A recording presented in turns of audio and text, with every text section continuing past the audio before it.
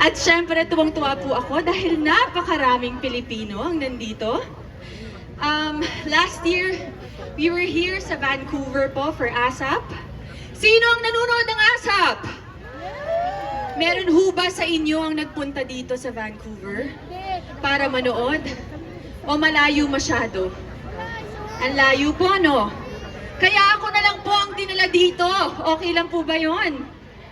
And so I want to thank Philippine Fiesta Extravaganza for, of course, inviting me. Palakpakan naman po natin. And TFC.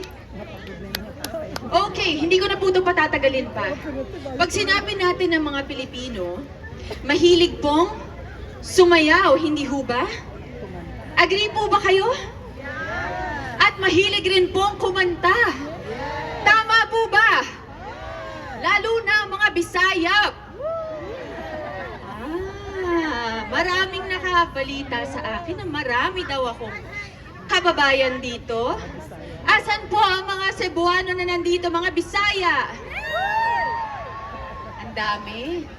Basta talaga mga Bisaya at saka mga Pilipino, pakalat-kalat po talaga sa mundo, hindi ho ba? But anyway, ituloy-tuloy na po natin ang ating celebration. Okay lang po ba yun?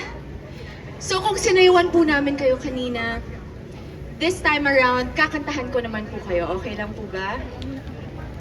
Pero syempre, itong mga kantang kakantahin ko, I am really very sure alam niyo po ang mga kantang to. So, sana po, sabayan niyo po ako. Hanggang sa dulo ng mundo, hanggang maubos ang buo, hanggang bumulong ang luha. Hello! Hanggang mahulog ang tala. Alam niyo ba ito?